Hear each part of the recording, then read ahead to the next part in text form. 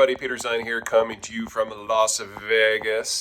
Today is the 7th of March, and if you've been following the news, you knew that there were a few Americans who went down to Mexico to get some tummy tuck surgery, and shortly after they crossed the border, they were assaulted, kidnapped, and some of them have now turned up dead. And so the discussion in Washington is whether or not we should designate cartels in Mexico as terrorist groups and start doing cross-border strikes. I'm not saying I've got a solution to this problem because I do not. Well, actually I do. We'll get to that.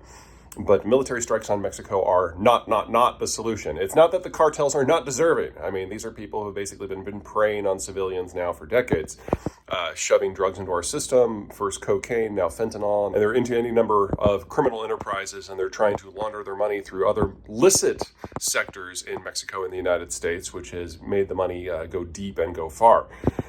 However, we have seen exactly this sort of situation in recent American history. We know exactly where it leads.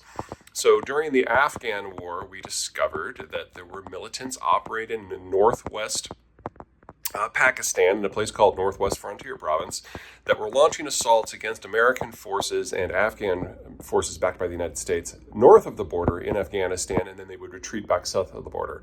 And so we ended up carrying out a number of military operations on both sides of the border to chase them down.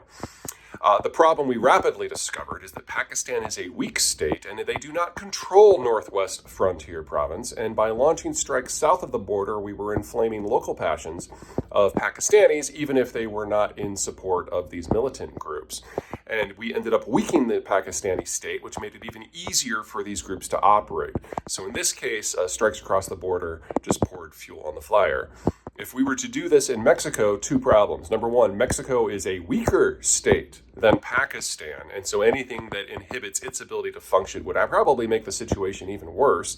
And second, the most pro-American portions of Mexico are the northern tier of states where we'd be likely to launch these strikes. So we'd be taking our regional allies, who are not just political allies, but economic partners.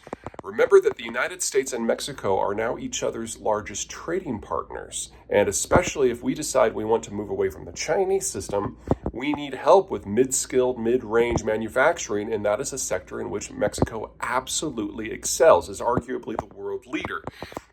And launching military assaults on what is the location of our most important, most tightly integrated supply chain networks would be a disaster for aerospace and automotive and manufacturing in general. So I really would encourage you to think otherwise.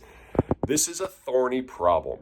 The solution is not to not get tummy tucks in Mexico, although I would argue that maybe common sense would tell you that you don't need to do that anyway. The solution is to stop using so much goddamn cocaine, because as long as we are providing the financial existence of the system, it's going to persist.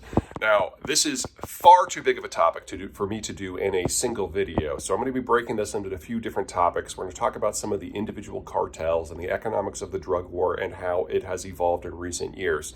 So think of this as a starter, and in the days to come, we're going to be turning this into a full-on series. So stay tuned.